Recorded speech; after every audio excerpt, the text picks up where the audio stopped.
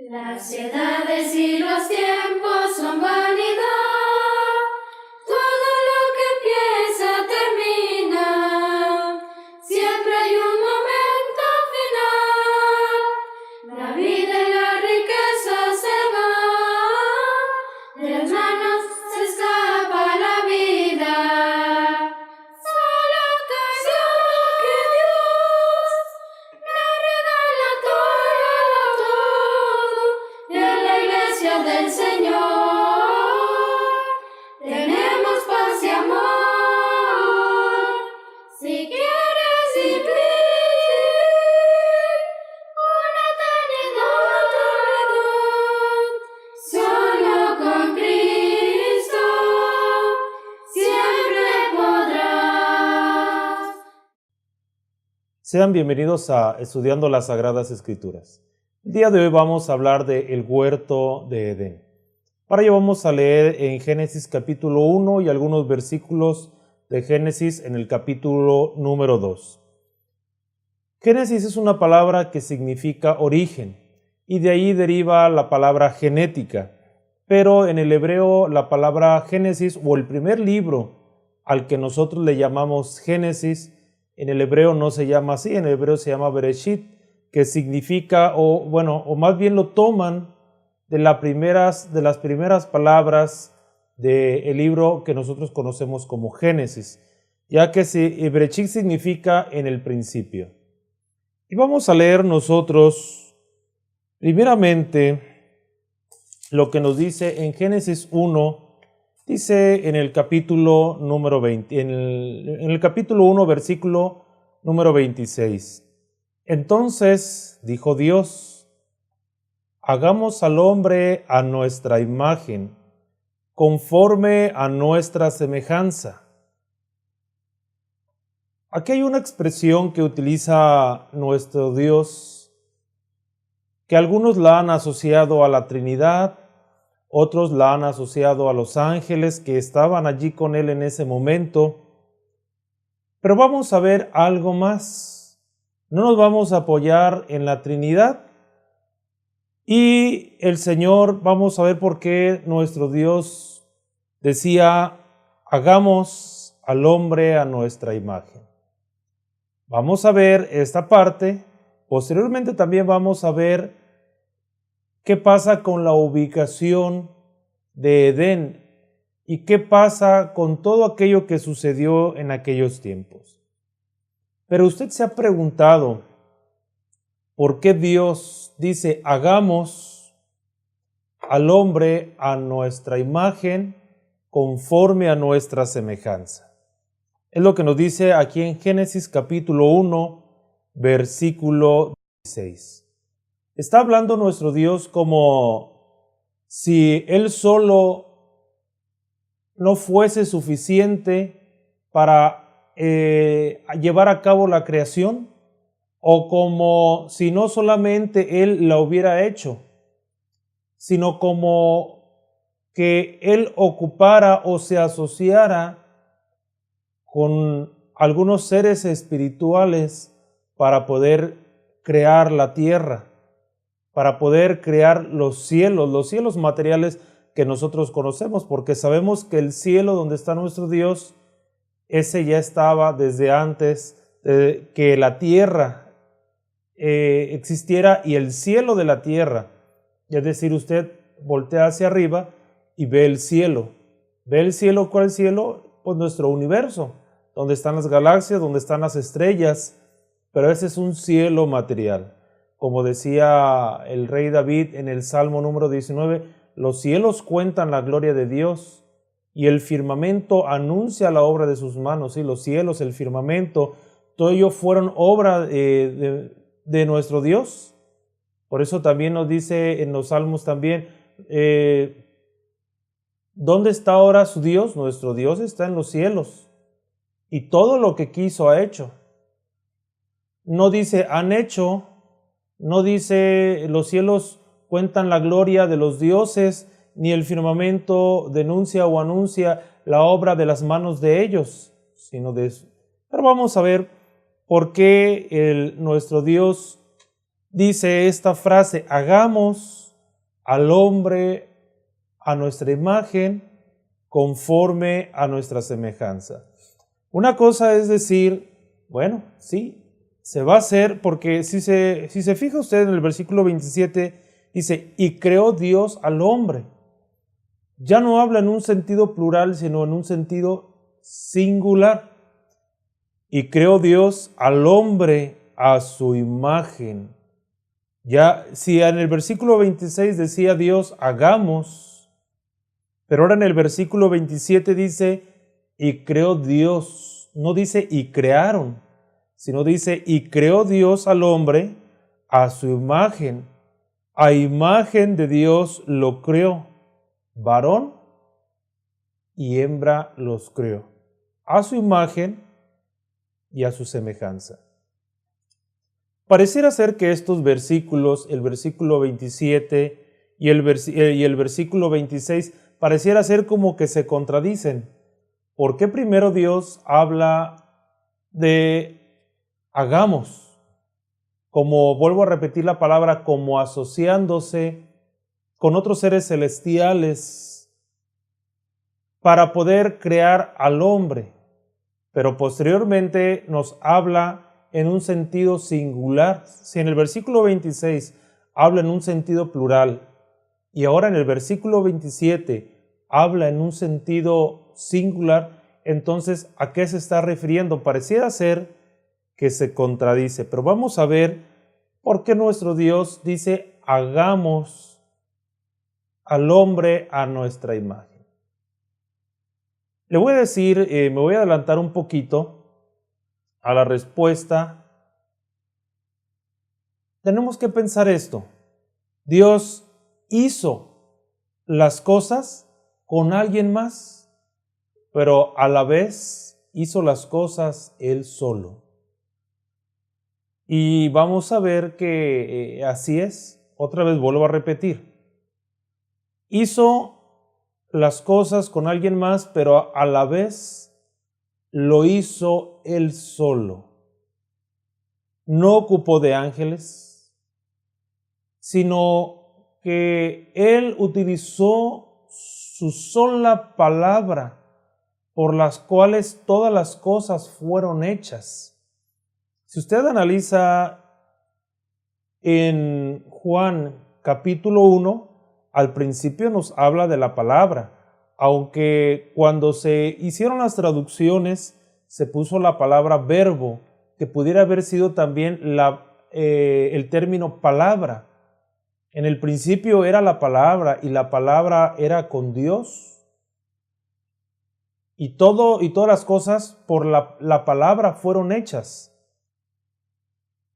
Así que nuestro Dios con su sola palabra hizo todas las cosas que existen. Pero ¿por qué digo entonces hizo las cosas con alguien más, pero a la vez las hizo Él solo? Vamos a leer otra vez. Hagamos al hombre a nuestra. La primera palabra, hagamos, nos habla una palabra que nos da un término plural, hagamos. Al hombre a nuestra, no nada más a la mía. A la apariencia, si lo entendemos a la apariencia, dice no nada más a la mía, sino a la nuestra. Y ahí es donde nos vamos confundiendo un poco más. Conforme a nuestra semejanza, conforme a la tuya y a mi semejanza. A la apariencia así dice. Y señoré sobre los peces del mar, las aves de los cielos. Y luego nos dice en el versículo 27, y creó Dios al hombre, ya no dice a la imagen de los demás. Ya no está señalando a lo que el Señor nuestro Dios dijo, hagamos a nuestra imagen, conforme a nuestra semejanza. Vuelvo a repetir la pregunta, ¿por qué en el versículo 26 sí habla de que era a nuestra en un sentido plural y en el versículo 27 ya lo habla en un sentido singular? Para ver por qué nuestro Dios primero habla en un sentido plural y después en un sentido singular, yo les invito a que leamos en Proverbios capítulo 8. Vamos a leer solamente unos versículos. Si usted desea puede leerlo todo en su casa con mucho tiempo. Voy a empezar leyendo algunos versículos solamente. Dice: ¿no clama la sabiduría y da voz la inteligencia? Aquí está hablando la sabiduría por su propia palabra. No clama la sabiduría y no da voz la inteligencia. Ahí habla de una voz, pero vamos a ver que la sabiduría tiene su propia voz. Vamos a leer en el versículo, ahí mismo en Proverbios capítulo 8, pero ahora vamos a leer el versículo 12. Yo, la sabiduría. ¿Quién está hablando? Quien está hablando aquí es la sabiduría. Yo, la sabiduría, habito con la cordura y hallo la ciencia de los consejos. Sabiduría, inteligencia y cordura. Ya llevamos 3. Otra vez. Proverbios capítulo 8, versículo 1. Yo, la sabiduría. Dice, no clama la sabiduría. ¿Qué es lo que hace la sabiduría? Emite un clamor. Y da voz la inteligencia. Llevamos 2 allí. En el versículo 12 dice, yo, la sabiduría, habito con la cordura. Ya llevamos 3. Y hallo la ciencia de los consejos. Dice el versículo 14. Conmigo está el consejo y el buen juicio. Pero luego nos hace una aclaración de la segunda parte. Dice, yo soy la inteligencia y mío es el poder. ¿Qué nos está diciendo? Que entonces lo que habla en el capítulo 8, versículo 1, no clama la sabiduría y da voz la inteligencia, es el mismo. Y en el versículo 12 dice, yo, la sabiduría, habito con la cordura. Y luego nos dice en el versículo 14, conmigo está el consejo y el buen juicio. Por lo tanto, ya no son 5, sino 4. Sabiduría, cordura, consejo y el buen juicio. Dice en el versículo 22, Jehová me poseía en el principio. ¿Quién está hablando en este versículo? Está hablando la sabiduría, como si fuese un ser aparte, pero a la vez es el mismo Dios. Pero fíjese, viene lo mejor. Jehová me poseía en el principio, ya de antiguo, antes de sus obras. Jehová me poseía. La sabiduría, vuelvo a repetir, habla como si fuese por sí sola, un ente, y como si fuese algo separado, pero a la vez unido a Dios. Jehová me poseía en el principio, ya de antiguo, antes de sus obras. Pero fíjese, viene algo mucho más interesante. Si lee usted el versículo 26, dice, no había aún hecho la tierra. Fíjese bien, no había aún hecho la tierra. Estamos hablando que dice en Génesis capítulo 1, versículo 1, en el principio creó Dios los cielos y la tierra. Pero no había aún hecho la tierra, dice aquí el versículo 26. No había aún hecho la tierra ni los campos, ni el principio del polvo del mundo. Versículo 27. Cuando formaba los cielos, ahí ya nos está empezando a hablar de la creación, de la tierra y de los cielos materiales. Otra vez, versículo 27, cuando formaba los cielos, allí estaba yo. Cuando trazaba el círculo sobre la faz del abismo, ahí estaba también la sabiduría. Cuando afirmaba los cielos arriba, cuando afirmaba las fuentes del abismo, cuando ponía al mar su estatuto, para que las aguas no traspasen su mandamiento, cuando establecía los fundamentos de la tierra. Versículo 30, que es el más importante. Con él, dice, está hablando la sabiduría. Con él, o yo voy a sustituir la palabra él para decir quién es él.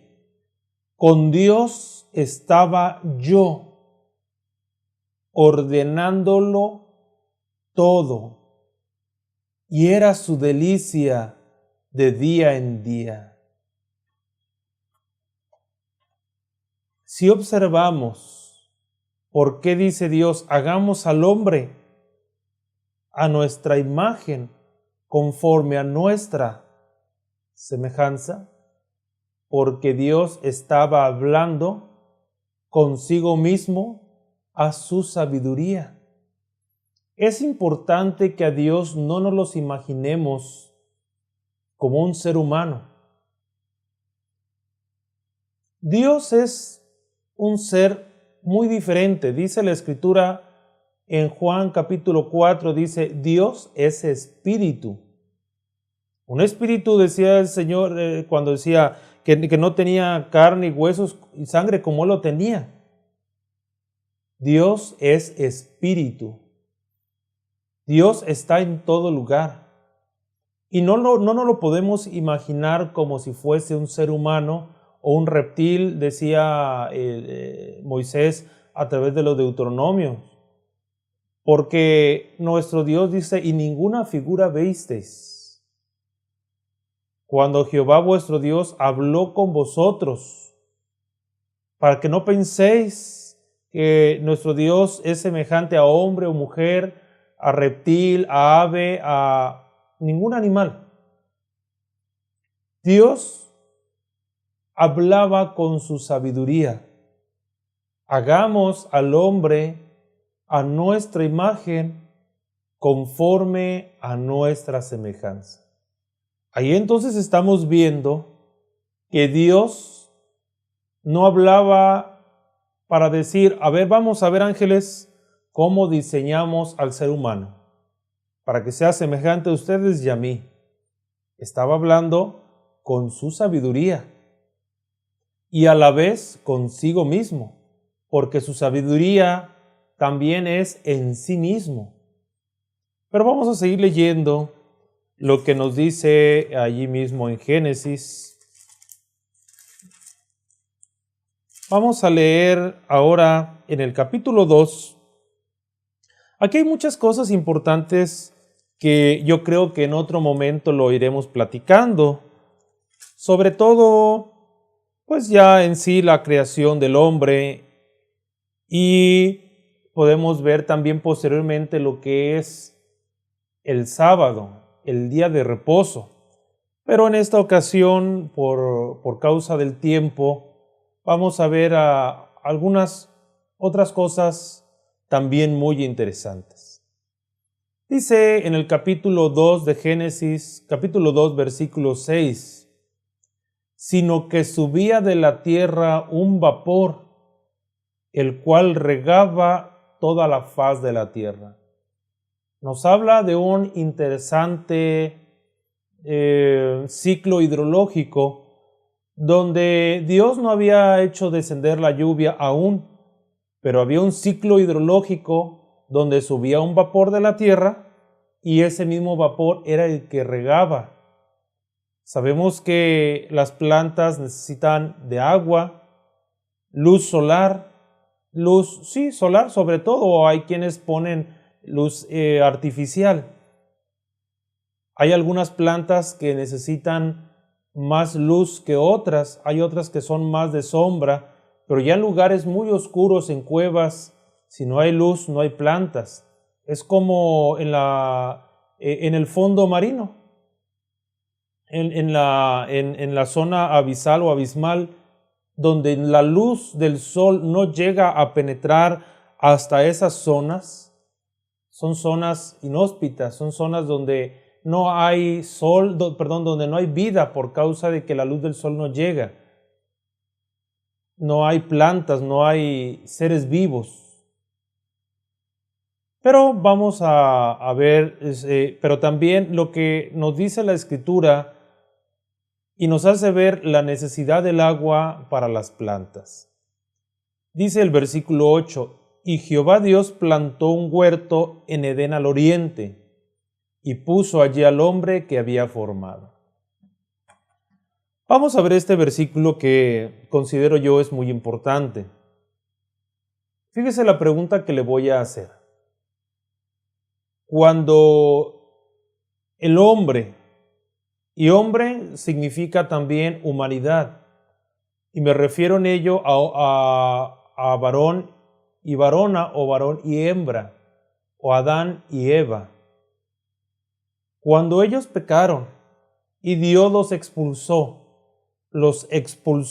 del Edén, porque hay quienes confundimos el Edén con el huerto. Eso es algo que debemos separar una cosa de la otra. Y Jehová Dios plantó un huerto en Edén.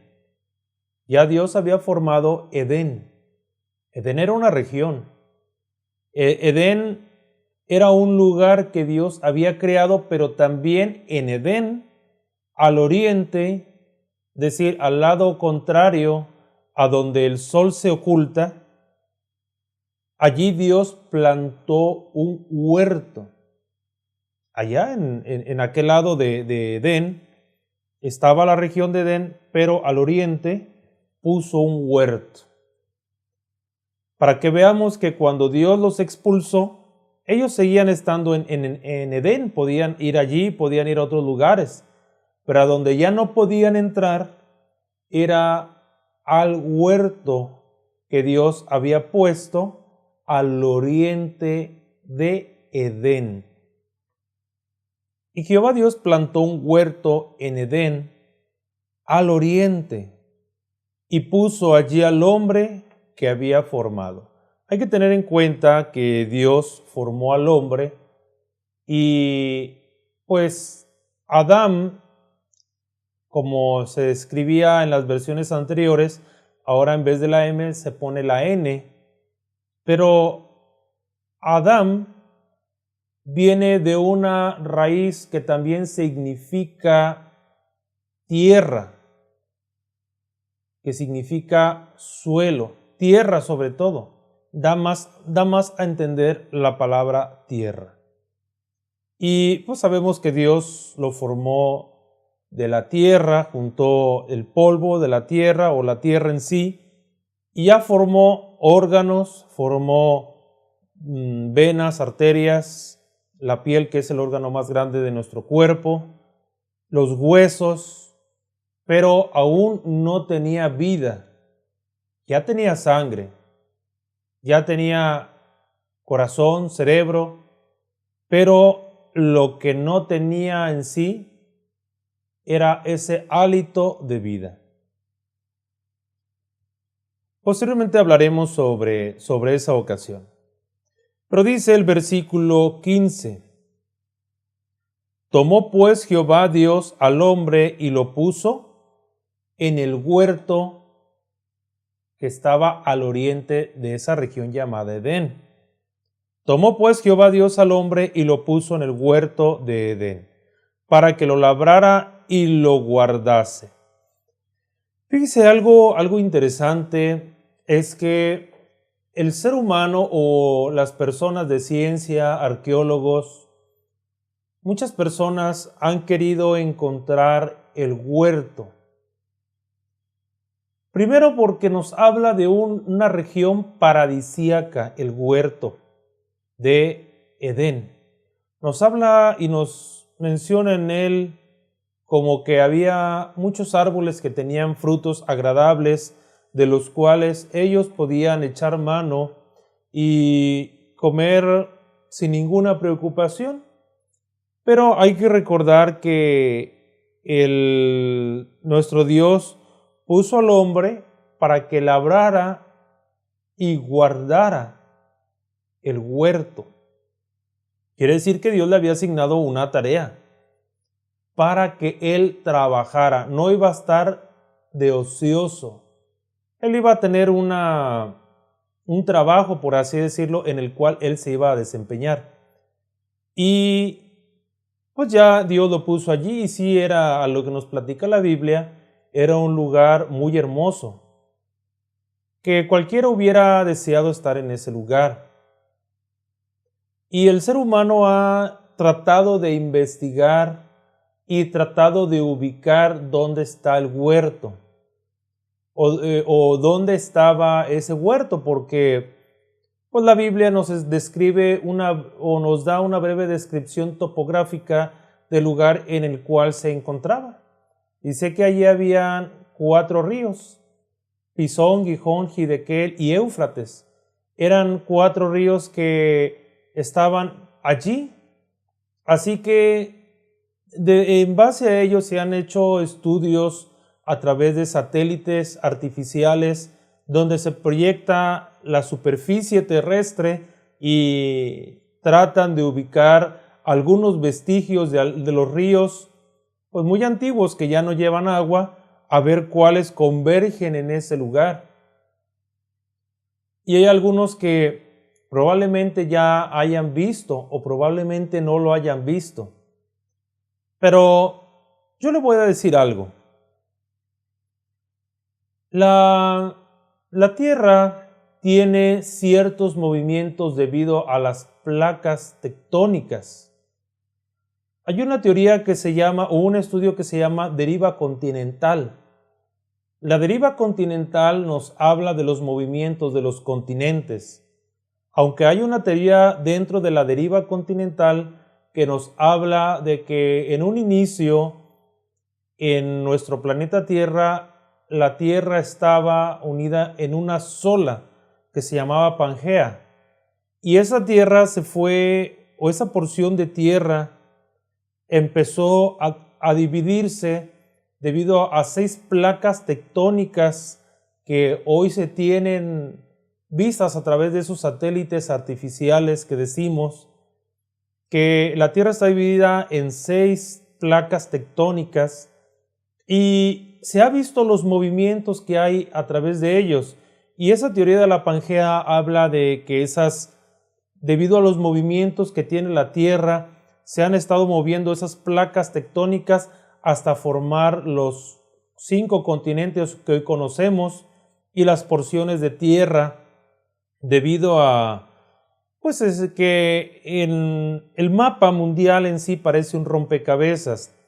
Y hasta cierta forma conocemos que es verdad, porque cuando hablamos de los movimientos de las placas tectónicas, tenemos un ejemplo como el de la falla de San Andrés, que corre a través hablando de la superficie terrestre, desde el norte del estado de Baja California hasta Los Ángeles, hasta el sur de Oregón, y pasa por todas esas tierras, y esa falla de San Andrés está creando un surco donde nos está mostrando la separación. Si usted observa el estado de Baja California y el estado de Baja California Sur, ese brazo que se está desprendiendo encajaría perfectamente con Sonora, Sinaloa y Nayarit. Esa parte encajaría perfectamente, pero se va separando. y la falla de San Andrés nos está mostrando esa actividad sísmica que hay y esa actividad sísmica viene precisamente por el movimiento de placas tectónicas. Las placas tectónicas hay varios movimientos, hay unos que son desplazamientos en sentido opuesto, hay unos que se abren, como en el caso de la falla de San Andrés, hay otros como en el caso de la placa tectónica que pasa por Argentina y Chile, que se va hundiendo una placa sobre la otra, y hay otras más que forman cordilleras porque empujan una hacia la otra y van formando cordilleras. Así que el movimiento de placas tectónicas va deformando la superficie terrestre y no es la misma que la de hace algunos 5.000 o 6.000 años. Cuando hay un movimiento incluso en las placas tectónicas del fondo marino, tienen lo que nosotros conocemos como los tsunamis. Debido a esos movimientos, el agua se junta hasta cierto punto y esa fuerza es liberada nuevamente y va a dar al mar, va a dar a la playa. Así que hay un movimiento de capas tectónicas que va deformando la tierra. Así que si deseamos buscar aquel huerto de Edén, probablemente nunca lo lleguemos a encontrar por la deformación de la superficie terrestre por causa del movimiento de placas tectónicas.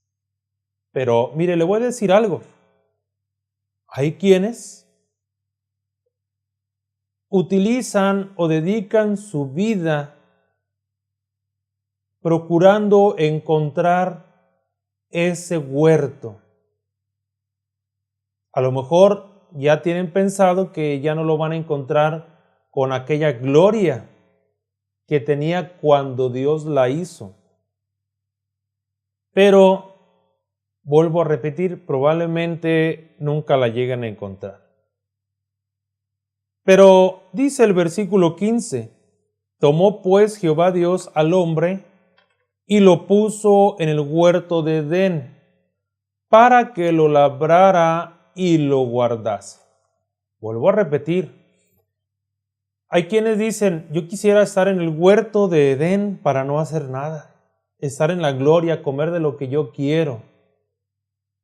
Pero la Escritura nos dice que Dios le había asignado una tarea. Si usted hubiese querido estar en el lugar de Adán, también hubiera tenido que desempeñar una tarea, labrar el huerto y guardarlo, cuidar de él. Vamos a leer otro texto. Ya por último, fíjese algo bien interesante. Entonces Jehová Dios hizo caer sueño profundo sobre Adán. Y mientras éste dormía, tomó una de sus costillas y cerró la carne en su lugar. Esto lo digo brevemente porque si usted es un cirujano, aquí tenemos la primer cirugía de la historia. Para que se haga una cirugía de ese tipo, es necesario dormir a la persona mediante una anestesia, que pues la anestesia fue algo que vino a revolucionar la forma de salvar vidas. ¿Se ha preguntado usted cómo se hacían las operaciones o las cirugías cuando no había anestesia? Tenían que embriagar a la persona y con una cegueta o un serrucho, si era una pierna que estaba con gangrena, con un serrucho, y lo agarraban entre varias personas y lo embriagaban y hasta que le cortaban la pierna. Pero cuando se inventó la anestesia, se encontró la forma de hacer caer en un sueño profundo al hombre, desconectando sus nervios y pues Lo que pasa es que sabemos que todas las sensaciones que hay en nuestro cuerpo es a través de terminales nerviosas que conducen esa sensación a través de ese sistema nervioso que tenemos. Si usted se golpea un pie, es una reacción que llega de su pie a través de los conductos nerviosos a su columna vertebral o a su médula espinal, y de allí puede ser que llegue al cerebro para que el cerebro vuelva a ordenar algo diferente. Así que si se va a operar de la pierna, por así decirlo, se pone anestesia local debido a que con el fin de que esa sensación no llegue al cerebro, esa sensación de dolor, duerme en la pierna. Si es algo más grave, bueno, anestesia general para que esa sensación de dolor no llegue al cerebro y no muera de dolor la persona. Y nuestro Dios ya lo había hecho desde el principio, para que pudiera extraer esa costilla, lo tuvo que dormir, hacer caer en un sueño profundo. Así que aún en eso, nuestro Dios ya lo había hecho, fue el primero que lo había hecho. Fíjese bien, vamos a hablar entonces de algo muy, muy importante. El ser humano en estos tiempos está buscando la forma de encontrar ese huerto. Pero fíjese qué lástima que dedica más su vida a buscar un huerto material, teniendo una promesa de un paraíso espiritual. Si el Señor le dijo a aquel hombre, de cierto te digo que hoy estarás conmigo en el paraíso, no habla de la tierra porque allí estaban. No le dijo, hoy estás conmigo en el paraíso, le dijo, hoy estarás conmigo en el paraíso. Así que se habla de un paraíso, no terrenal, claro, un paraíso espiritual. Ese paraíso que el Señor nos ofrece es mucho mejor. La gente afanándose por encontrar un paraíso terrenal cuando Dios nos ofrece algo mejor, algo más grande. Qué bueno que en lugar de buscar ese paraíso material, vieran mejor por su vida espiritual. Hay veces que a lo mejor no hablamos de un huerto. El hombre a veces se afana. La Biblia no dice que uno no se preocupe, pero a veces el ser humano se afana por las cosas materiales, por querer tener una buena casa, por querer tener un buen automóvil. ¿No puedo tener una buena casa? No, sí puede tener una buena casa. Tiene derecho a tener una buena casa. ¿Que no puedo tener un buen automóvil? Sí, puedes tener un buen automóvil. ¿Que no puedo vestirme de una forma muy elegante? Sí, puedes vestirte de una forma muy elegante. Nuestro Señor, su vestidura era fina. Si usted observa cómo dice las Escrituras que aún se repartieron sus vestidos porque era una vestidura muy fina, fíjese cómo era nuestro Señor Jesucristo. Nuestro Señor Jesús vestía muy bien. Abraham era un hombre de dinero. Pero hay una diferencia en preocuparse y otra cosa en afanarse.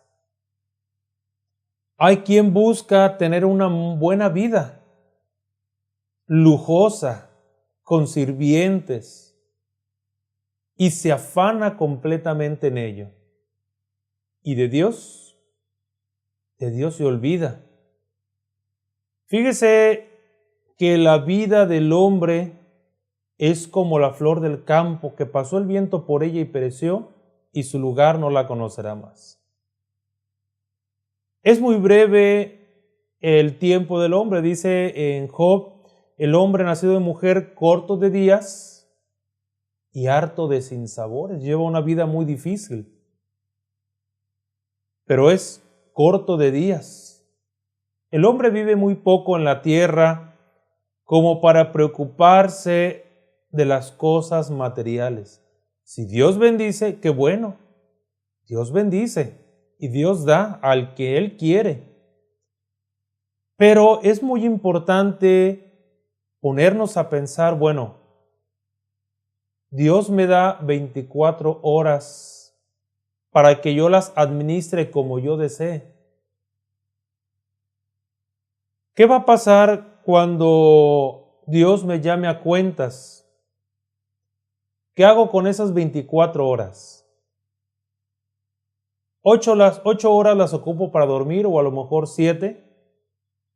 8 horas o 10 horas las dedico para mi patrón, para mi trabajo, para ir a sacar el sustento o mi alimentación, para pagarle a mis hijos la escuela, para la vestimenta, los uniformes, el calzado, qué vestir, qué beber, qué comer. Sí, muy bien. Qué bueno que uno trabaje. ¿Y qué hacemos con las demás horas? Voy al centro, voy al supermercado, duermo otro rato, me dedico a limpiar mi carro, a lavarlo. Está bien, nadie dice que es malo. Pues otro tanto a ver la televisión, otro tanto a salir con mi familia. Sí, pero ¿y de Dios? ¿Dios necesita de nosotros? Dios no necesita de nosotros. Nosotros necesitamos de Dios. ¿Y cuántas horas de nuestro día que Dios nos da, de esas 24 horas, cuántas las utilizamos para nuestra vida espiritual, para buscar a Dios, para buscar nuestra salvación? Buscamos algo muy hermoso como el Edén. A lo mejor nosotros no buscamos el Edén. A lo mejor nosotros buscamos el Edén, pero de otra manera. Buscamos las cosas materiales y nos afanamos en esas cosas. Y a lo mejor digo, bueno, en el día tengo un trabajo, en la tarde tengo otro trabajo, porque quiero comprarme un carro, porque quiero comprarme. Está como aquel hombre que destruyó graneros y creó muchos otros grandes, y se afanó por juntar todas aquellos granos o aquella cosecha. Y ahora se dijo, ahora sí, alma, muchos bienes tienes para muchos días. Yo me imagino que él veía esos grandes graneros que había él construido y que con su esfuerzo hizo que aquellos graneros se llenaran y él proveerse para muchos años. Alma, muchos bienes tienes para muchos días, para muchos años. Come, gózate, alégrate, bebe. Pero una voz llegó a él y le dijo, necio, esta noche vienen a pedirte tu alma, y todo lo que has provisto, ¿de quién será? Todo lo que has provisto, ¿quién lo disfrutará? Así es el hombre que se pasa su vida trabajando y al último muere. Disfruta, a veces ni disfruta las cosas, pero quien lo va a disfrutar va a ser otro. Pero si usted trabaja por las cosas espirituales, si usted se acerca a Cristo, si usted se acerca a Dios, el día en que el Señor lo llame, usted va a tener un trabajo que mostrarle al Señor. No le va a mostrar ese automóvil o esa casa. Señor, mira, mientras estuve vivo trabajé e hice esa casa, obtuve ese automóvil, tuve tantas cosas, tantas pertenencias.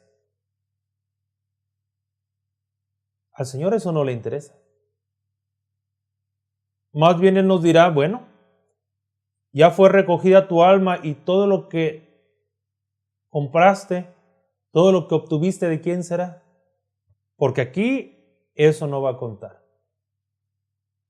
Así que es mejor hacernos tesoros en los cielos. Está bien, hay que trabajar, como un padre responsable hay que trabajar. Si la mujer tiene una profesión y hay un acuerdo mutuo entre la pareja, el esposo y la esposa platican, ella puede trabajar, ella se puede desempeñar en el ámbito laboral, en la sociedad, puede integrarse a ella y trabajar, ser útil en la sociedad. Hombre y mujer pueden ser útiles en la sociedad. Pero también hay que preocuparnos.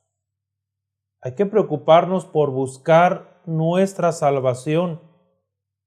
Hay que procurar medir las cosas en una balanza. Bueno, ¿qué doy yo para mi vida material y qué pongo en el otro lado para mi vida espiritual? A mí me gusta poner mucho un ejemplo cuando platico en la iglesia. Les digo, en el día de nuestro bautismo, nuestro Dios nos da un cuaderno en blanco. Allí diariamente vamos anotando todas las obras que hacemos, obras buenas, y vamos anotando cada obra buena. Desde que usted se bautizó a la fecha, ¿cuántas obras tiene escritas en ese cuaderno? ¿Estará en blanco o habrá utilizado 1 o 2 hojas apenas? Es muy importante ver nuestras obras, nuestros hechos.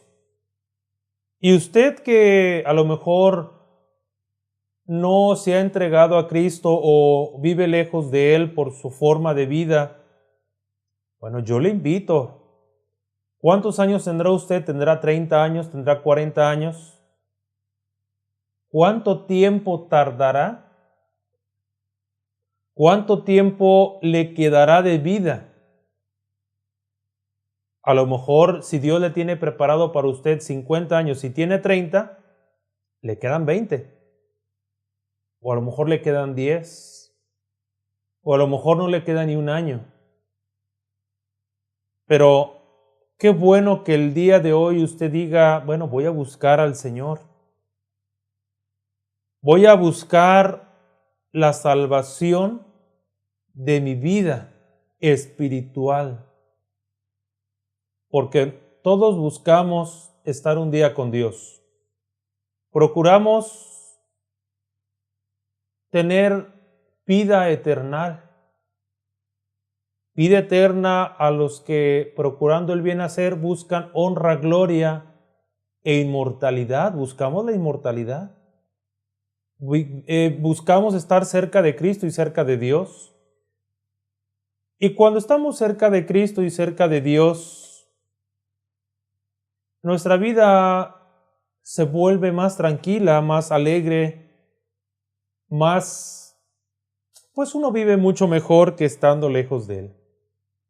Pero si usted el día de hoy que está escuchando está lejos de Dios, este mensaje está llegando a usted por alguna causa, porque es tiempo de acercarse a Él. Es bueno empezar a ver por su vida espiritual. La carne que usted tiene, yo le invito a que observe sus manos, sus pies, su cuerpo. Un día usted va a dejar ese cuerpo que es el vehículo que Dios le da para trasladarse en la tierra. Y un día Dios le llamará a cuentas, porque de la manera que está establecido para el hombre que muera una sola vez y después de esto el juicio. Ya un día usted no se va a ver las manos que ahorita se vio. Un día no se va a ver los pies, cara y cuerpo que hoy se ve. Pero qué bueno que un día el Señor nos diga, muy bien, buen siervo y fiel. Sobre lo poco me fuiste fiel, sobre lo mucho te pondré. Entra en el gozo de tu Señor. Hay quien dice, cuando vea a Adán, le voy a reclamar que haya pecado, porque si no hubiese pecado, yo todavía estaría, o yo ahorita estaría en el huerto. No habría enfermedades, no habría esto, no habría aquello otro, no tendría que trabajar y con el sudor de mi frente comer el pan de cada día o ganarme el pan de cada día. Pero mire, yo creo que por causa de ello, nosotros tenemos la grande bendición de conocer al Adán espiritual o al segundo Adán. Si a través del primer Adán entró el pecado y entró la muerte, a través del segundo Adán vino la vida y pude conocer a mi Cristo, aquel ser que me amó y se entregó a sí mismo por mí. Yo creo que si yo lo llegara a ver, no le reclamaría. Yo le diría, ¿sabes qué, Adán? Por causa tuya conocí a mi Redentor. Conocí a mi bienhechor. Y no deseo ni anhelo ver el Edén en el que tú viviste,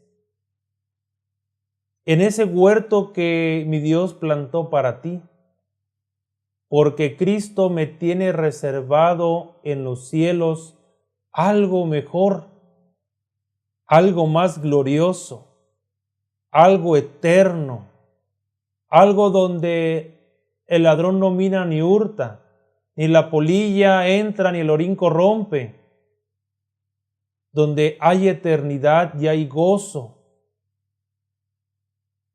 Fíjese qué importante lo que nos dice, estaba recordando ahorita lo que nos dice el Espíritu de Dios a través de los Colosenses, creo que es Colosenses 1:5, a causa de la esperanza que os está guardada en los cielos, a causa de la esperanza que os está guardada en los cielos. Hay una esperanza. Algo mejor que este huerto material que existió. Hay algo mucho mejor. Hay una esperanza. Hay algo que no hemos visto, porque dice la Escritura, porque lo que se ve no es esperanza. Esto que estamos viendo no es esperanza. Yo espero algo mejor de Cristo, ese reino celestial. Así que, pues nosotros lo invitamos a que reflexione. Si usted está mal, lejos de Cristo, habiendo conocido a Cristo, búsquelo. Es tiempo de buscarlo, de dejar lo malo. Y si usted está escuchando y le interesa seguir a Cristo, sígalo. Comuníquese con nosotros, busque la salvación de su vida, porque el tiempo está pasando muy rápido. El tiempo, hoy somos y mañana ya no somos. Así que busque usted ese camino.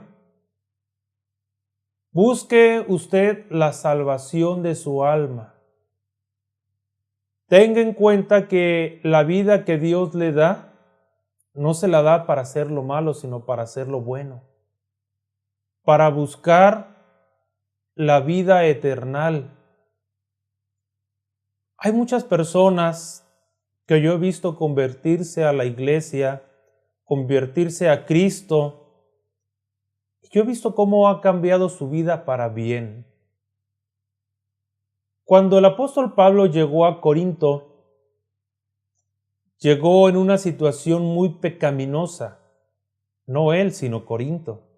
Corinto era una región llena de pecado, llena de maldad, llena de todo lo malo que podía haber en el hombre. De hecho, mire, le voy a decir algo. Corinto era esa región, estaba tan llena de pecado que se volvió sinónimo de pecado. Cuando alguien iba a pecar, decía, vamos a corintear, dando a entender que iban a pecar. Pero fíjese que el ser humano ya cuando llega un punto en el que está lleno de pecado, en que se harta del pecado, en que está fastidiado y empieza a darse cuenta que necesita una paz para su alma. Y se llena de necesidad. Su espíritu clama desde adentro. Y la persona llena de pecado busca la forma de dejarlo, pero a veces no puede porque no sabe cómo. Pero el apóstol Pablo llegó a aquel lugar de Corinto, les habló de Cristo, les habló del perdón de pecados, les habló de vida eterna, de redención, les habló de comunión, de muchas cosas que empezaron a saciar el alma, que empezaron a saciar su espíritu, que dejaron el pecado y se entregaron a Cristo. Todo aquel que se acerca a Cristo encuentra descanso, encuentra paz. Por eso decía el Señor, decía nuestro Maestro, el Señor Jesucristo, Él decía, venid a mí todos los que estéis cargados y trabajados, que yo os haré descansar. Aprended a mí que soy manso y humilde de corazón y hallaréis descanso para vuestras almas. Ese es el descanso que busca la persona que anda en pecado. Busca el descanso de su alma. ¿Usted busca el descanso para su alma? Yo le aconsejo que se acerque a Cristo. Hoy es el tiempo, mientras tiene vida, yo le digo, hoy es el tiempo aceptable. Hoy es el día de salvación. Por eso nosotros, nuestra intención de hacer estos videos es que la palabra de Cristo llegue a usted, llegue a su corazón. El día que llegue no solamente a sus oídos, sino que llegue a su corazón, entonces su alma va a desear buscar las cosas espirituales. Pues es lo que hemos hablado acerca de este tema y primero Dios seguiremos adelante con estos temas. Y si usted tiene algún tema en especial que desee usted que nosotros platiquemos, háganoslo saber a través de nuestro correo electrónico, a través de las redes sociales. Puede escribirnos y ya nosotros le daremos seguimiento a algún tema que usted desee. Pues esto es el programa Estudiando las Sagradas Escrituras. Lo invitamos también a que nos visite a través de nuestro portal www.lasagradaescritura.net. Dios los bendiga. Aquí nada es